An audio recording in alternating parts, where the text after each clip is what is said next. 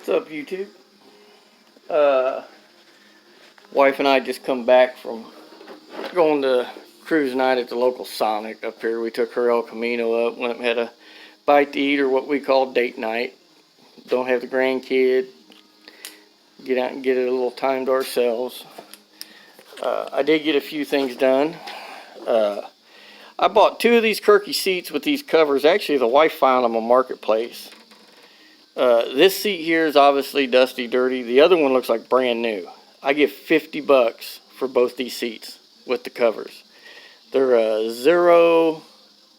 09880 or something. It's just a basic seat is what they say is economy seat. But they'll work for what I'm doing. Finally got the dash lights wired in. I'm just waiting on some new LED bulbs for them. Now I got my lights and my gauges, which I didn't have before except for the tack. And then I'll show you my homemade seat bracket. I made out of 1-inch square tube and some 2-inch wide flat strap.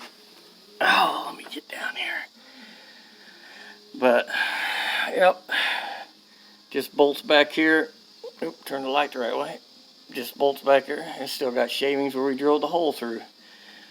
But just a piece of angle, 1/8 angle, welded to the tube. Make a dog ear on either side. Tube comes up, comes down. Another piece welded on to make a foot. Use the existing stud here. There's another one over there. God, what the hell is all over that? Something, like somebody spilled coffee on my brand new carpet.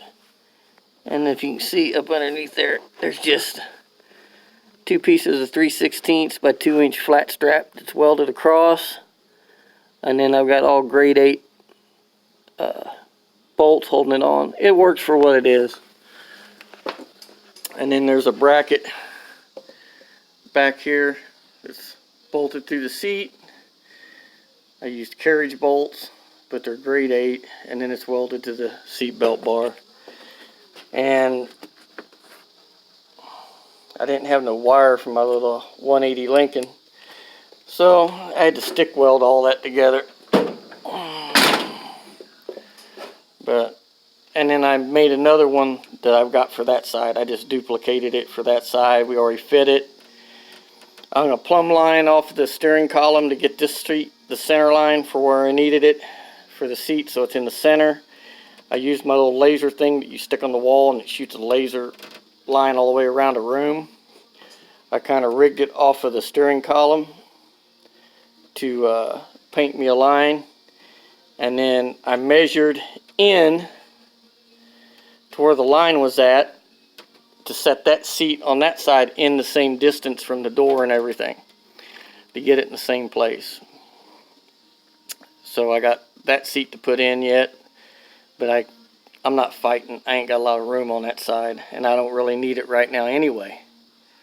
So it's easier for me to crawl over that door bar with no seat in here. My old ass crawling over this one pulled a quad or something in the back of my leg, and it hurts like hell now for the last 2 days. But old and out of shape. But the seat brackets are all done and everything else. I just got to set the seat in so I can weld that one on over there. Get the seat belts put in it, which I've got. As soon as the bulbs get here, I'll put the dash in, get it all fixed, fastened in, so it's done. And that's it. And then we're going to start getting ready to marry the engine and transmission. Or bring them out here, marry them, get them swung in there, settled up. And measure for the drive shaft so I can get it going, get the rear end put under it, and just start building up everything around the truck, basically. You know, get the headers on, get the turbos hung, start plumbing everything. And I know this sounds really dumb, probably to a lot of people, but I've thought about this and I wanted to do something different. I've already put the big block in the truck. I've already shown you can do it without hacking the truck all up. do it with off-the-shelf parts. You know, we had mismatched headers, but it worked. And for someone on a budget, you could do it very cheap. This time, I'm more or less doing the truck the way I want to do it. Put a little bit more money into it, massaged a few things on it to get things in a little better position. Like, I raised the throttle cable, I cut this piece out, moved it up, put a new hole in it, the square hole, moved it up 1.5 inches, extended the gas pedal with a piece of round rod 1.5 inches. Works perfect, so it's up away from the tall valve cover now. As you can see right here, if you look, you can see the inset where I cut from right here, right on this edge, over. We cut this basically and pushed this back 1/2 inch. So now with the turbos and everything, I can run plug wires and stuff behind the heads, and it's not real tight because this side almost touched. Okay, I mean, a rubber mallet or dead blow hammer, you could have dimpled that back and make it work.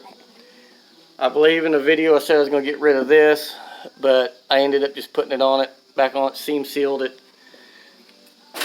I was going to weld a piece in and smooth it all out, but we're still backyard built trucks, which means something that's built in the backyard, in the girl garage, you know, a son and his father or grandson and grandpa building something with what they got. You know, we're still going to farmerize some stuff and do it the backyard built trucks way. And here's a perfect example of that. I needed spacers, I didn't have any. There's 2 3/8 drive sockets right there for spacers. That's a backyard built trucks thing. That's a lot of,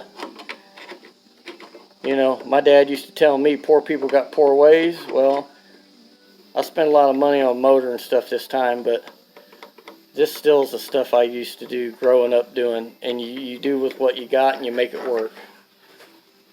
Like I had some of these little struts.